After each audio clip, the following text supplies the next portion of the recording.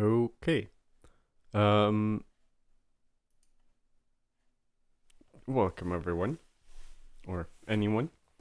Um, oh wait,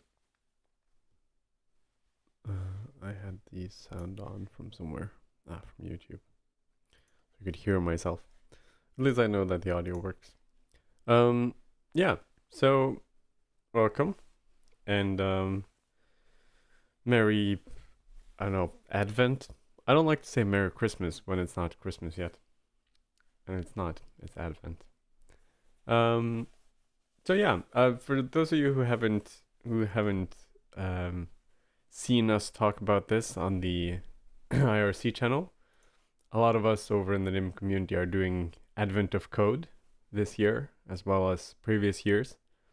We also have our own leaderboard, so the private NIM leaderboard, where you can try to be the best of the NIMers. So the way Advent of Code works, for those who don't know, each day you get a task. You get your simple input data, and according to the task, you have to arrive at a number. So basically, it's a lot of small, fairly, like, they start out easy and they get harder and harder as the month of December progresses. Um, and yeah, they're just kind of like small, fun programming challenges. So today I haven't looked at this one yet. This is December 6th. I haven't looked at it, and I thought it might be fun for people to see how I work, how I solve these. Because I've seen a lot of people ending up with a lot of different solutions, and yeah, I thought it might be interesting. Okay, day 6, customs. Yeah, so the theme for this year is that Santa Claus is going on vacation on the holiday. So we have gotten the last one was to find our seat on the plane, and now we are apparently getting to customs. As your flight approaches the regional airport, where you will switch to a much larger plane, customs declaration forms are distributed to the passengers. The form asks a series of 26 yes or no questions marked A through Z.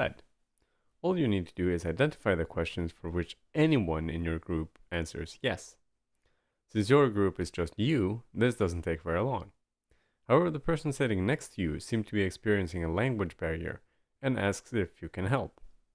For each of the people in their group, you write down the questions for which they answer yes, one per line. For example, ABCX, ABCY, ABCZ. Okay. In this group, there are 6 questions, to which anyone answered yes, A, B, C, X, Y, and Z. Duplicate answers to the same questions don't count extra. Each question counts at most once. Another group asks for your help, and then another, and eventually you've collected answers from every group on the plane, your puzzle input. So this is the input data that's in the file linked at the bottom. Each group's answers are separated by a blank line, and within each group, each person's answers are on a single line. For example, so this might be mine because I'm only one person. This is a group, this is a group, this is a group, and this is another group. The list represents answers from 5 groups. The first group contains one person who answered yes to 3 questions, A, B, and C.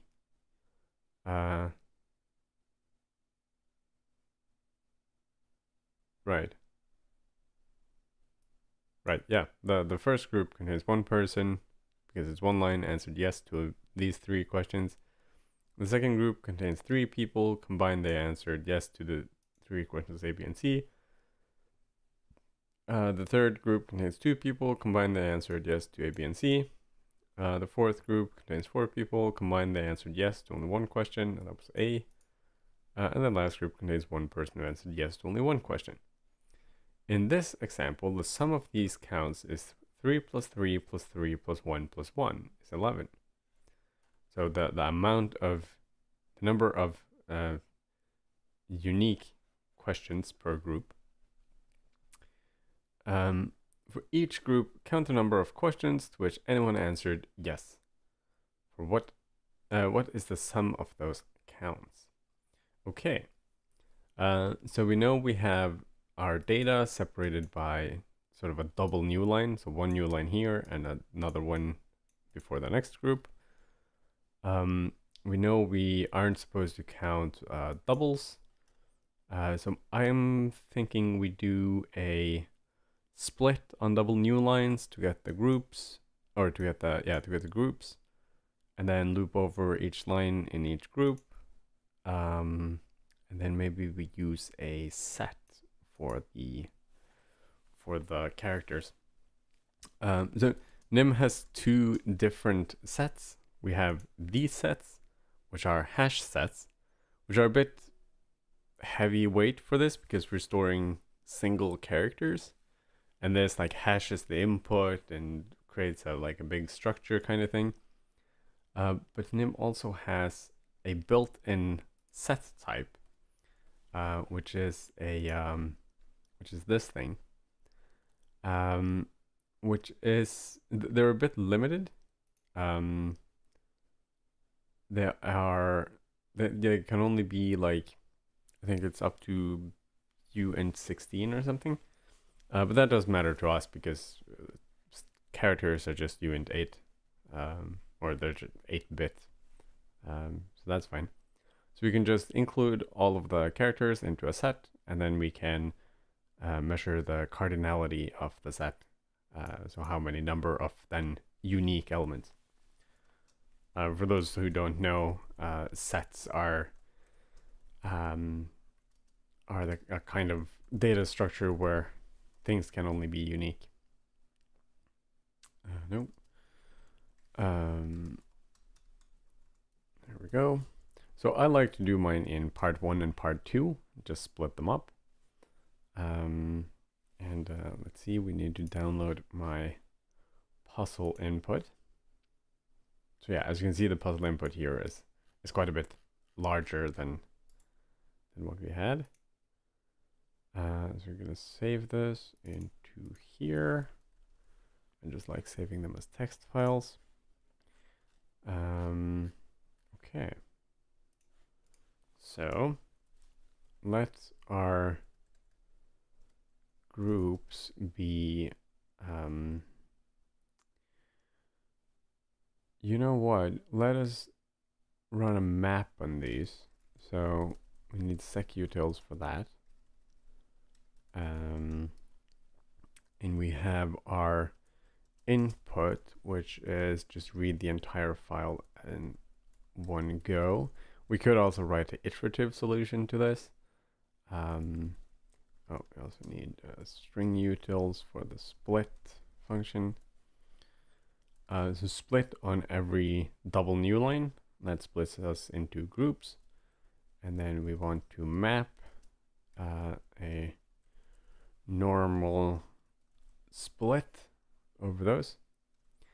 So what this does, we read the whole file as input, we split it on double new lines. So now we have blocks of text, like strings, a sequence of strings, one for each group.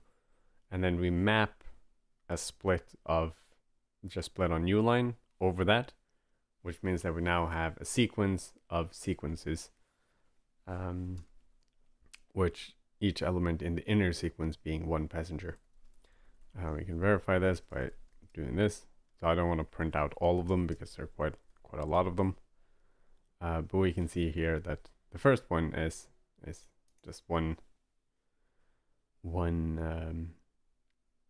set of passengers, which is the first one. Just double checking that there wasn't an extra new line at the end. Aha, yeah. So this we need a way to deal with empty ones. I think for today that will actually solve itself. So for group and input, set up a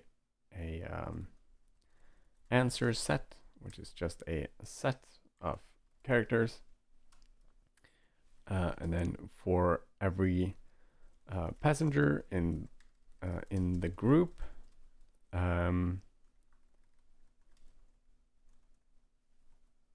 we need to loop over.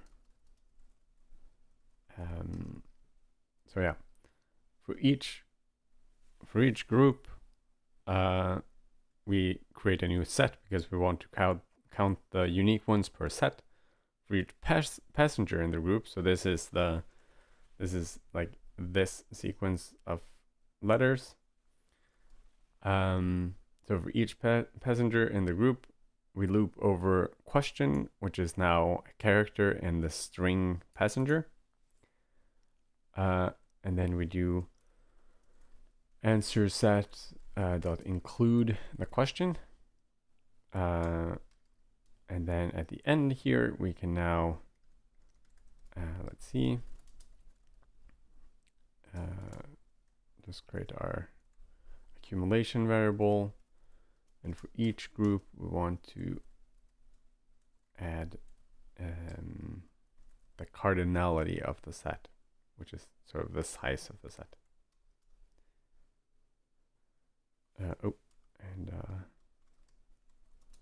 We might also want to actually write that out for us.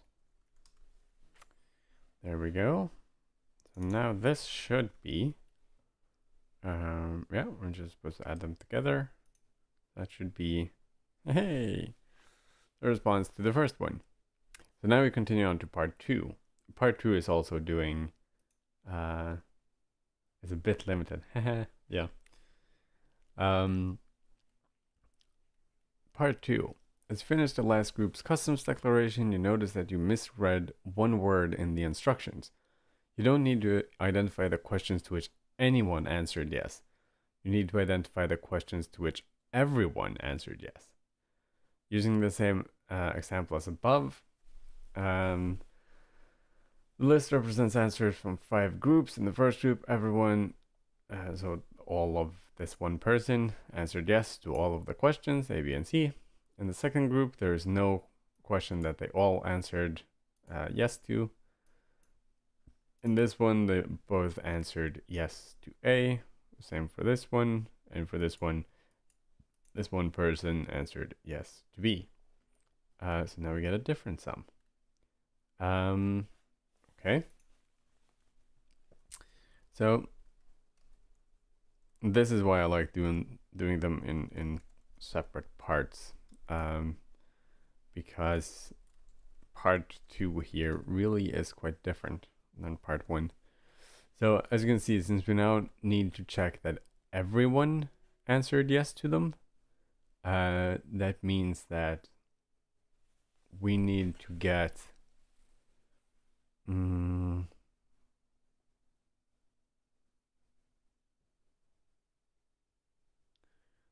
everyone answered yes to.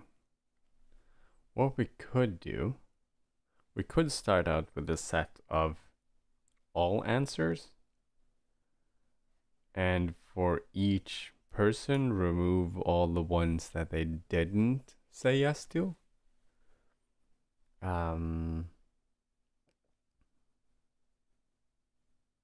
Let us do that, partially just for showing off how sets work. So here, since we no longer create an empty set, I'm also just going to remove the type declaration there. C, D, and E, and F. Oops.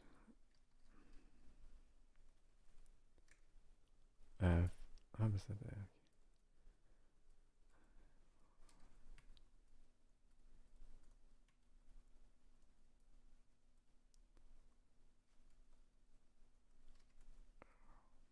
P.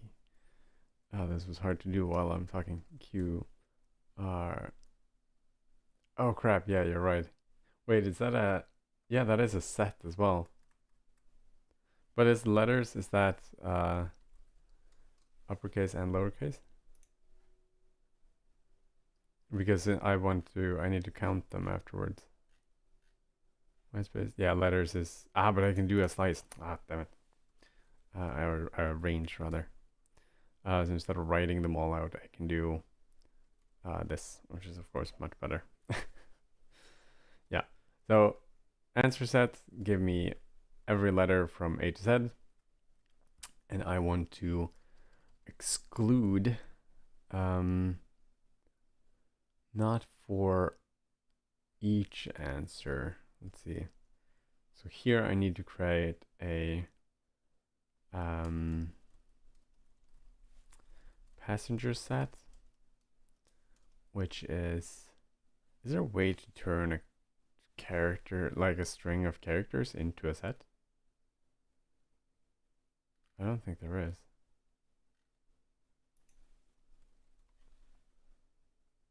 The strip. Yeah, a lot of these take sets, but they don't. I don't think they have an easy way of making a set. No. Yeah, that's a bummer.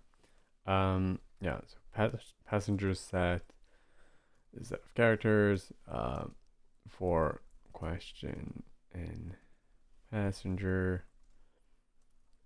Passenger sets include the question. And here comes the fun part. So answer set. Now I want to remove all of the questions that I didn't answer, right? And we're gonna use set operations here. So if we have a look, there are some nice graphics of this around, yeah, something like this. So the set of A, the complement of A, so everything not A, basically, the union, the union and the intersection, and you also have, yeah, this thing, which is, I guess, the opposite of the intersection. So we want to remove all of the answers that this passenger did not answer yes to. Yeah. You want to remove everything that we didn't, and we have this, which is everything that we answered yes to. Passenger set. So everything that we didn't answer yes to is this set. Minus that set. So this is everything that we didn't answer yes to. And we want to remove that from our answer set. So after every passenger removes all the answers that it, or all the questions that it didn't say yes to. So this is all the answers it didn't say yes to. We remove those from the set of possible answers. So for every group, what's going to be left is the questions that no one didn't answer yes to, which is what we're looking for, because that means everyone answered yes to them. And we can test out this logic for fun. Just do something like just basically comment this out. Oops, that was not what I meant to do. There. Yeah, a copy of it here. So now we can just okay, just keep this around.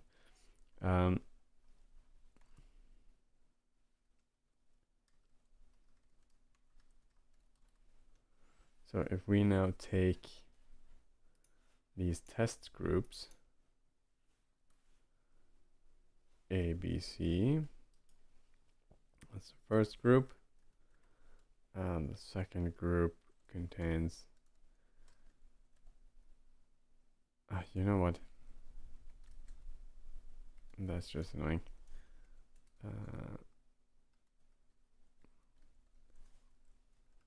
Let's just do this instead.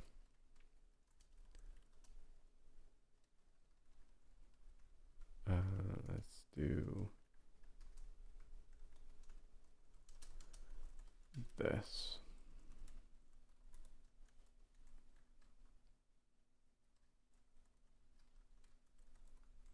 Guess then we can do this.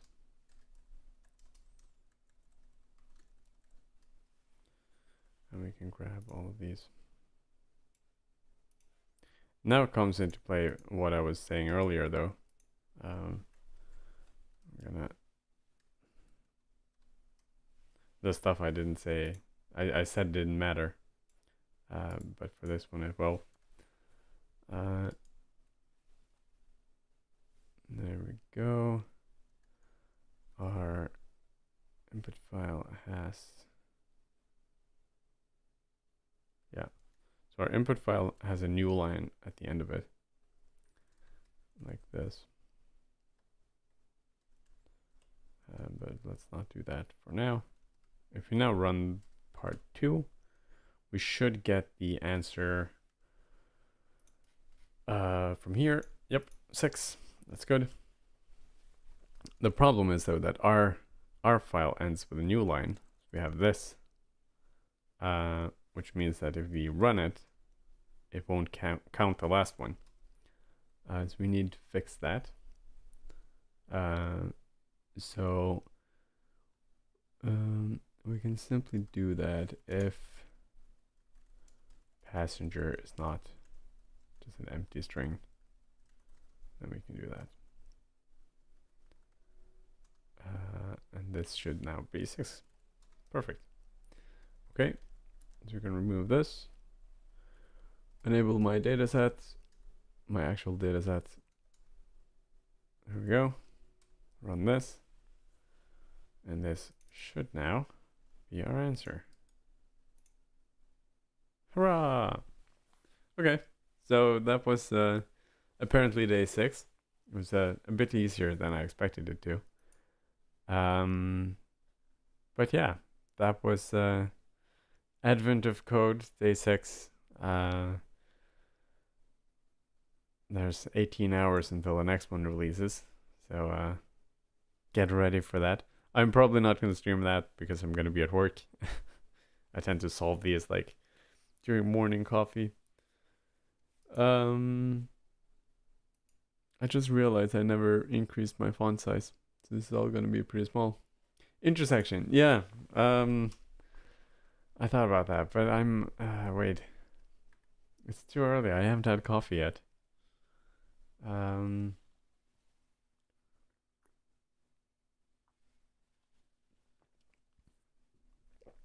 Answer set excludes that, which means no, but we can't do an intersect, can we? We have the set of everyone, everything. We exclude passengers, and we take that away from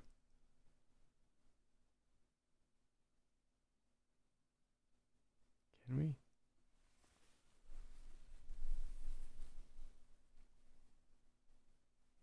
I mean, sure, yeah, you can generate the, yeah, you can generate the set. Yeah, you can have the group set, and then yeah, so you can do, yeah, answer set still needs to be that, and passengers set, we do this, and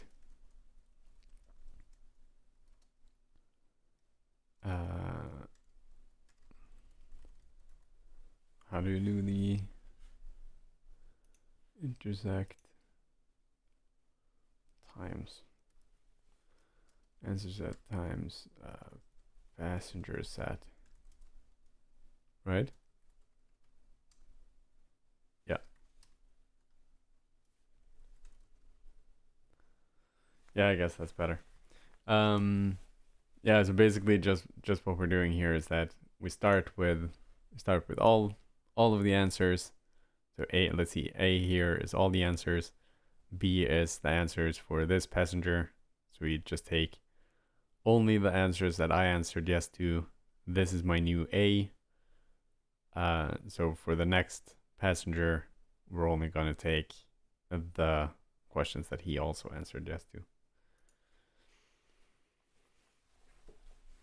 I'm not sure why I didn't think of that to begin with. Probably the coffee.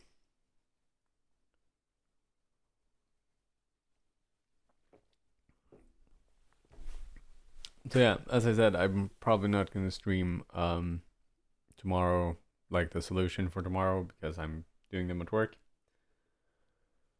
As for the other stuff I usually stream, the TV show, I haven't showed that off for a while, but it is now getting really crazy. So the TV show has some new options. Let's see. Let me do this for you. Oops. Yeah, the TV show has some new options. It has mode, edge, which is related to mode. It also has these type operators. So mode, basically we can say, we just start with our typical config here, like that. We can now say mode desktop, for example, and now it's, as you can see, on my desktop, and Windows I have that's a transparent window, but this will now go over it, so you could use it to have like stuff on your desktop. We also have window. Normal. It was window, wasn't it? Not. Oh, I'm in full screen mode. There. Okay, so that seems to not be listening properly to an expose event. So you can start it as just a normal window that you can move around. We also have dock.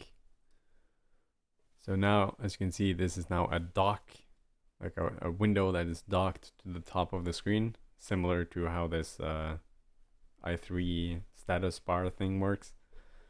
So now I can't have programs that, like, it has reserved this edge of the screen, and in fact of all of my 3 screens. But for that to be useful, you sort of need something more. So that's why we now have the pipe stuff. So I can say, so title.text is a text on here, but now I can say .pipe, and this will open a file, but I suggest using a FIFO in the help message, because if you just write to a file, the file will just infinitely grow, but a FIFO will actually empty out as you're reading from it. So here we can do something like the world, and we can sleep for a little bit, just a couple of seconds, and echo another message, like so. And if you now run this, it says hello world for 2 seconds, and then it changes to goodbye. This also works for images. So you can send new images. And what this allows you to do is basically implement a bar like this by piping in the text that should go in here just from different programs.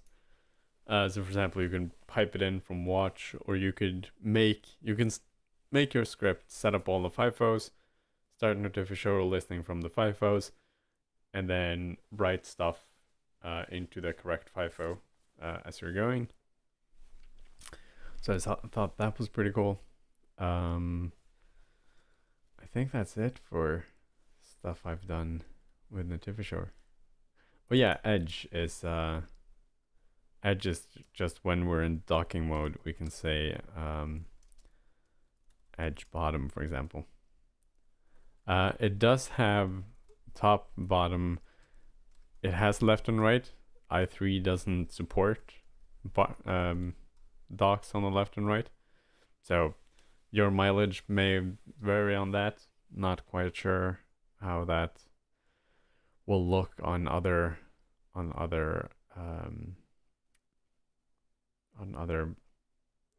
desktop environments or window managers, but it should in theory work. Yeah, Notificatcher hasn't really had any updates.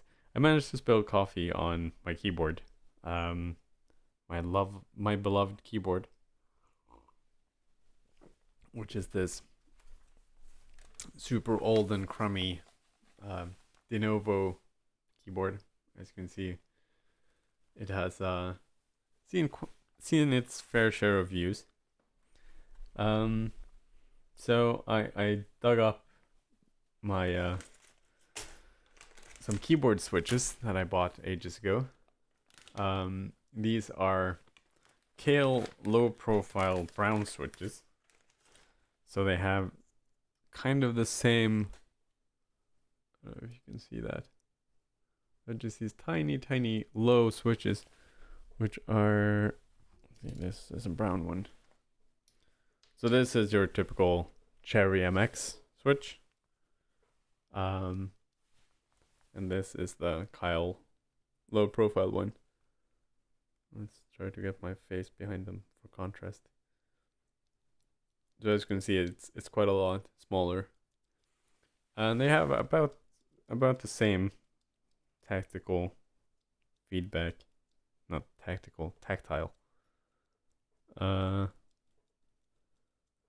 MX is maybe slightly harder to press. So I'm making my own keyboard with them. So I got a 3D printed mold. This is 1/2 of the board with some keycaps. These keycaps are transparent because I have also bought LEDs for this, but they're going to be such a pain in the ass to solder, so I haven't started doing that yet. So basically this is what I spent yesterday on, just soldering on a bunch of wires and tiny diodes. And because I wanted this to be as thin as possible, why am I showing you this in a tiny little corner? Let's see, I think I have a scene for this. Oh, let me just quickly make one.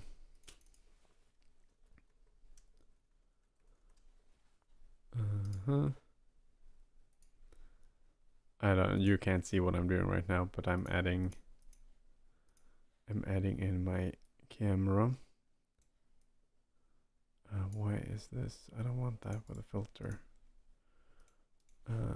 Yes, let's see. Video capture, just create a new one, I guess. Okay, sure. So if I now do this, no. It doesn't seem to like me having the same camera in two different scenes. And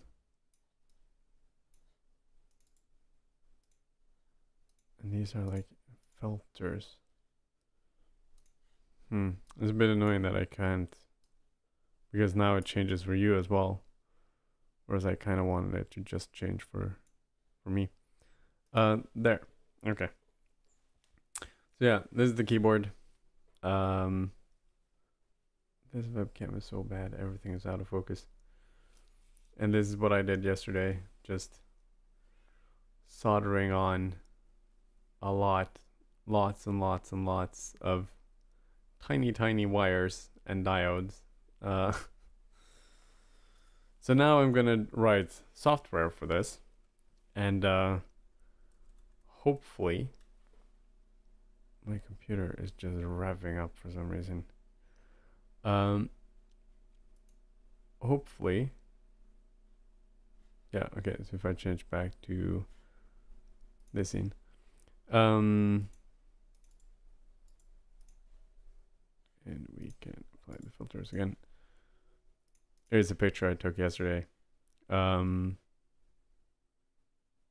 the keyboard. So as you can see, all of these tiny diodes are hand soldered directly to the pin, and then I have enameled wire running all along in this crazy crisscross row pattern. And this was such a pain in the ass to do. But yeah, I'm gonna write some software for this. I'm gonna start out with the actual ones, like the one that exists. But my goal is, of course, to rewrite all of this in them so that I have full control. PCBs are expensive, and I would have to wait. I spilled coffee on my keyboard a couple of days ago. I can't wait for a PCB. And besides, look at this. Look how beautiful it is. The shiny copper wires.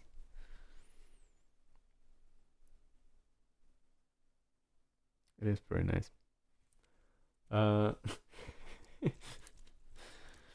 So yeah, this is only one half of the board. This is a 5x7 matrix. The plan is to have two of them.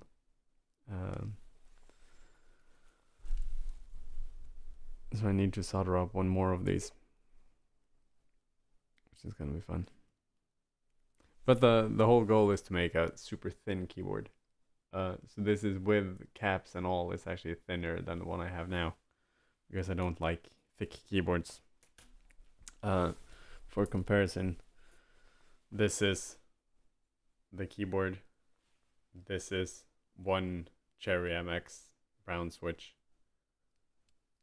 Compressed is higher than the entire board, even without the pins on the bottom. So this board would be about twice as thick if I were using Cherry MX switches, which is no bueno. I think this is, the whole thing is about like 1.5 centimeters or something. It's pretty neat. But yeah, that was really all I wanted to do. I was going to only do the Advent of Code, but it was an easy one today. So yeah.